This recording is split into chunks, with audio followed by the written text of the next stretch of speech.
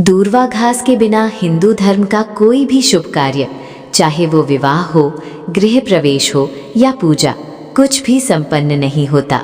लेकिन क्या आपने कभी सोचा है कि राह चलते पैरों के नीचे आने वाली इस मामूली घास की इतनी महिमा क्यों है? इसके जन्म के पीछे छिपी है एक अद्भुत पौराणिक कहानी। बहुत युगों पहले दूर्वासुर नाम का एक असुर था।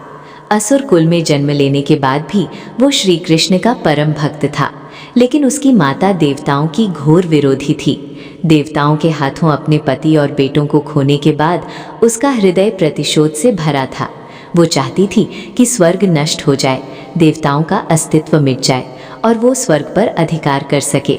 इसी उद्देश्य से उसने अपने पुत्र दूर्वासुर को आदेश दिया, तुम कई वर्षों तक कठोर तपस्या करो, ऐसी शक्ति प्राप्त करो जिससे देवताओं का विनाश किया जा सके और अमरत्व हासिल करो। माता का आदेश मानकर दूर्वासुर गहरे जंगल में कठोर तपस्या करने चला गया। अमरता पाने की चाह में उसने बरसों तक ऐसी तपस्या की कि उसके शरीर का मांस गल गया। कीड़े मकोड़ों ने उसके देह को खा लिया, फिर भी उसका ध्यान नहीं भटका। उसकी ये तपस्या देख स्वयं देवता भी भयभीत हो गए थे।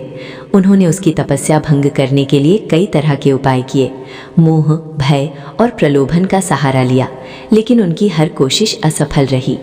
अंत में ब्रह्मा, विष्णु और महेश ये त्रिदेव उसके सामने प्रकट हुए और वर मांगने को कहा। दूर्वासुर धर्म संकट में पड़ गया। उसे समझ आ गया कि अगर उसने अमरता मांगी तो उसकी माता उससे कोई पाप कार्य करवा सकती है।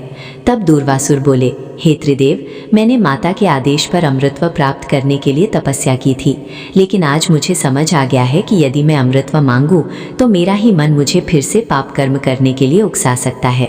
इसलिए हे प्रभु, मुझे ऐसा रूप दें जिससे मैं अमर रहकर भी अनंत काल तक आपकी सेवा में समर्पित रह सकूं। त्रिदेव उसकी भक्ति से प्रसन्न हुए और उसे आशीर्वाद दिया कि वो पृथ्वी पर दूर्वा घास के रूप में जन्म लेगा।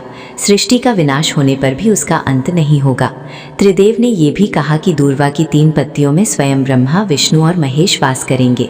तभी से हर पूजा और शुभ कार्य दूर्वा के बिना अधूरा माना जाने लगा। आज भी जब हम पूजा में दूर्वा घास चढ़ाते हैं तो अनजाने में हम एक महान भक्त की निस्वार्थ सेवा को याद करते हैं।